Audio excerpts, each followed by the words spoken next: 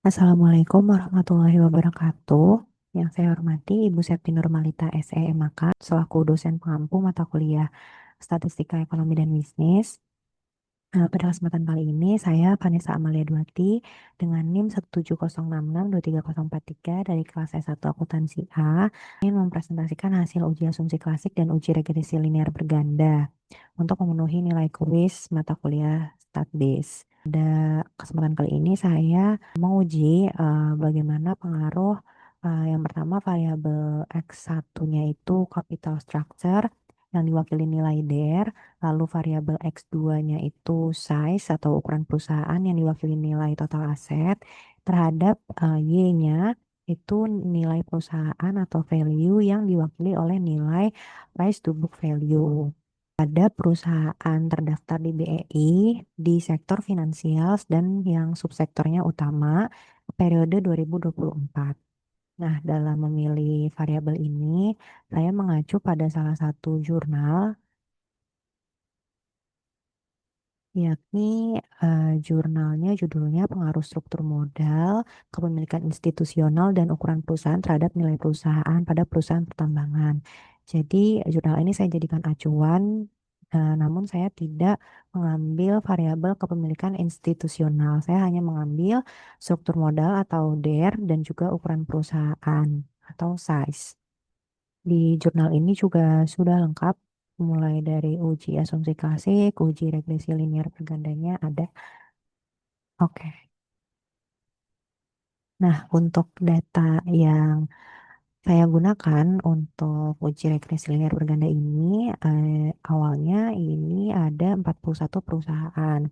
Namun setelah saya melakukan uji normalitas terlebih dahulu, terdapat beberapa perusahaan yang sekiranya bersifat data outlier atau memiliki nilai yang cenderung tidak seragam dengan perusahaan yang lainnya. Di sini data outliernya ini ada 7 perusahaan, ya, sehingga dari 41 perusahaan, saya hanya mengambil 34 perusahaan untuk dijadikan sebagai data yang akan diuji.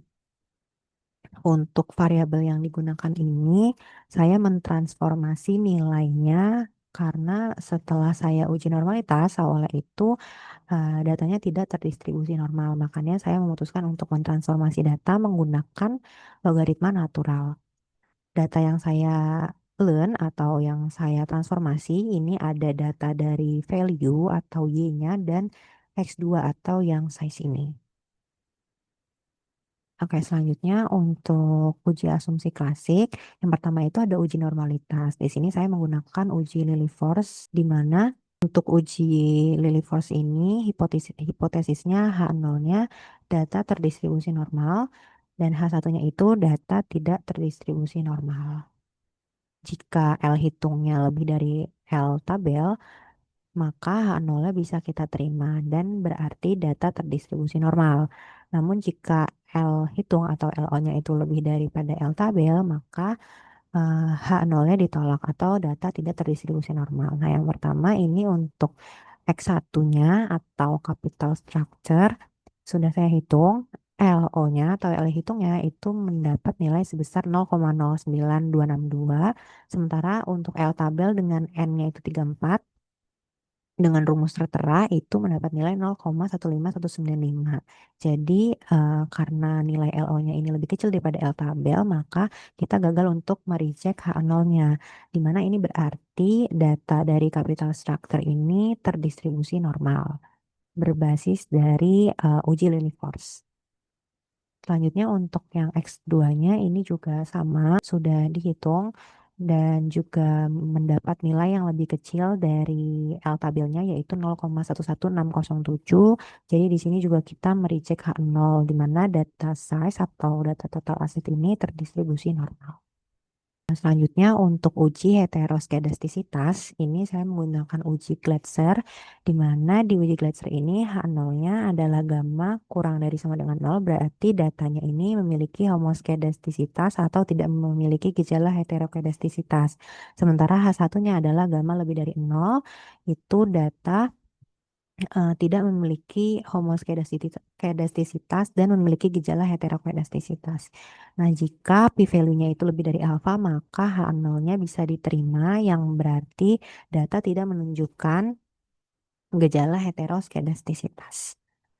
Nah, di sini untuk mengujinya itu eh, kita meregresikan dengan nilai Y-nya itu pakai nilai absolut residualnya ini dan X-nya itu data X-nya sendiri.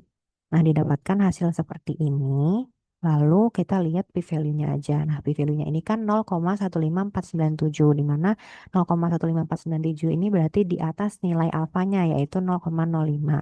Nah, karena nilai p-value-nya ini lebih dari alfa, nah berarti kita gagal untuk mereject H0, yang berarti datanya ini tidak menunjukkan gejala heteroskedastisitas untuk data capital structure. Selanjutnya untuk yang X2 atau yang size ini juga sama dilakukan uji regresi terhadap residual X-nya ini dan kita dapat p-value-nya itu 0,26492 yang berarti ini juga di atas dari alfanya yang 0,05. Nah, karena ini di atas alfa maka kita juga gagal untuk mereject H0 yang berarti datanya itu tidak menunjukkan gejala heteroskedastisitas untuk si size ini. Dan berarti juga regression modelnya ini memenuhi asumsi homoskedastisitas.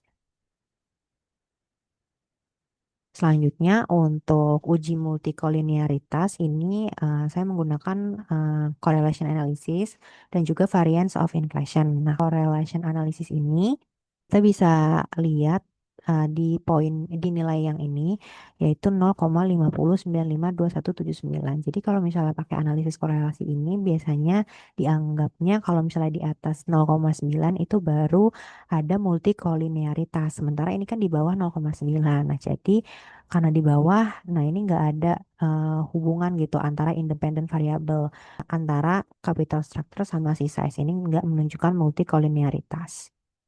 Selanjutnya untuk uji yang variance of inflationnya ini kita masukin rumusnya aja di mana R R square J ini itu dapat dari kita meregresikan nilai X1 dengan X2, begitupun sebaliknya, sehingga nilai VIF-nya ini sama gitu. Dan di sini nggak menunjukkan ada korelasi yang kuat, karena kalau misalnya pakai VIF ini, baru ada multikolinearitas kalau misalnya nilainya di atas 10, begitu. Oke, lanjut untuk uji regresi linear bergandanya. Kita lihat dulu di multiple regression equation-nya. Di sini ada rumusnya dan kurang lebih kalau misalnya kita ngambil nilai dari hasil regresi ini, kita dapat hasil ini. Di mana Y interceptnya itu sama dengan minus 1,85406 minus 0,2991 X1 plus 0,9512 X2. Nah, nilai ini dapat dari mana? Nilai ini dapat dari sini. Nilai ini dapat dari sini. Itu.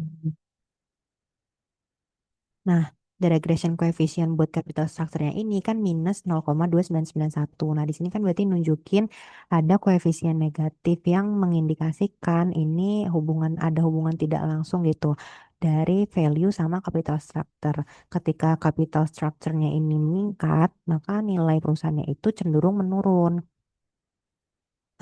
Kalau misalnya yang regression coefficient buat size itu positif 0,09512. Nah, kalau misalnya coefficient positif ini berarti dia ada nunjukin hubungan langsung antara value sama size. Ketika size-nya ini meningkat, maka si nilai perusahaan juga cenderung meningkat gitu. Ini kita juga ada multiple standard error of estimate-nya. Ini rumusnya kurang lebih kalau misalnya dihitung manual seperti ini. Tapi dari Excel itu juga udah dapat. Ini bisa dilihat di sini. 0,86029 standar errornya. Oke, lanjut untuk mentes significance of multiple regression modelnya. Di sini hipotesisnya H0-nya itu adalah beta 1 sama dengan beta 2 sama dengan 0. Dan H1-nya itu not all base equal 0 atau tidak semua beta itu sama dengan 0. Nah, kita akan mereject H0 jika F hitungnya itu lebih besar daripada F tabel. F tabelnya ini dengan ketentuan alfanya 0,05, pembilangan 2, dan penyebutnya itu 31. Kita dapat nilai F tabelnya itu 3,30. Nah, sekarang kita hitung untuk F statistiknya gitu. Kalau misalnya ngikutin rumus ini, itu hasilnya 0,38702. Tapi di Excel tuh juga udah dikasih di sini. Nah, ini nilai ini itu sama hasilnya kalau misalnya sama ngitung manual 0,38702 untuk F hitungnya. Nah, karena nilai F yang dihitung ini cuma 0,38702 dan ini berarti di bawah eh, F tabelnya, berarti kita gagal untuk mereject H0 di mana di sini berarti eh, capital structure sama size ini secara bersama-sama itu nggak punya kemampuan untuk menjelaskan variasi dari nilai dependent variable-nya atau nilai ukuran perusahaannya, nilai value-nya, begitu. Terus selanjutnya setelah kita nguji F gitu, nguji secara simultan, secara bersamaan, kita juga menguji individual variabelnya gitu. Nah, di sini masing-masing untuk masing-masing variabel itu sama hipotesis nolnya itu beta sama dengan nol dan hipotesis alternatifnya itu betanya tidak sama dengan nol. Kita akan mereject H0 jika T hitung itu lebih dari T tabel. Nah, T tabelnya ini dengan ketentuannya alfanya dibagi 2 jadi 0,025 dan 31. Jadi kita akan mereject H0 jika T hitung lebih dari 2,040 atau T hitungnya itu kurang dari minus 2040. Nah, kurang lebih kalau pakai rumus itu, rumusnya ini. Nah, di sini kita bisa dapat nilainya itu dari yang ini. T statistik untuk capital structure dan size-nya. Di sini kita dapat minus 0,4728 untuk X1, di mana berarti nilai ini itu lebih besar dari minus 2,040. Jadi kita gagal untuk mereject H0 dan berarti secara individual X1 ini atau capital structure itu nggak bisa menjelaskan variasi dari nilai dependent variabelnya. Terus yang X2-nya itu kita dapat nilainya 0,87926. Nah, ini juga nggak lebih besar dari 2,040 dan berarti kita juga gagal mereject H0 yang berarti nilai size gitu atau X2-nya ini tidak mampu untuk menjelaskan variasi dari nilai dependent variabelnya atau nilai B-nya. Oke, selanjutnya kita akan melihat coefficient of multiple determination-nya atau R-square-nya. Di sini R-square-nya itu bisa kita cari secara manual dengan membagi nilai SS regression dan SS total. Ini nilainya dari sini. SS regression dibagi SS total itu hasilnya 0,2436. Sama yang di sini itu juga 0,2436. Sama nilainya. Nah, ini kita convert ke persen dan hasilnya itu 2,44%. Nah, dari sini kita bisa menyatakan bahwa 2,44% dari variasi nilai value atau ukuran perusahaan itu bisa dijelaskan atau dihitung berdasarkan variasi dari nilai capital structure dan size. Dan berarti sisanya itu dijelaskan oleh faktor-faktor yang lain. Nah, selanjutnya ini ada adjusted coefficient of determination-nya. Di sini dapatnya nilainya minus, udah minus 0,0358. Di sini berarti kalau dikonvert ke persen itu minus 3,86. Setelah di adjusted ini malah kayak udah nggak bisa dijelasin pakai X1 dan X2-nya gitu. Berarti pengaruhnya tuh benar-benar kecil dan bahkan nggak ada begitu. Mungkin sekian hasil uji asumsi klasik dan uji regresi linear berganda, bagaimana pengaruh capital structure dan size terhadap value pada perusahaan sektor finansial yang terdaftar di BEI untuk tahun 2024. Kesimpulannya, untuk pengaruhnya ini sangat amat kecil da- dan tidak signifikan tentunya, hanya 2,44% yang dapat dijelaskan oleh variabel independennya. Kurang lebih seperti itu. Mohon maaf apabila ada kekurangan. Terima kasih. Wassalamualaikum warahmatullahi wabarakatuh.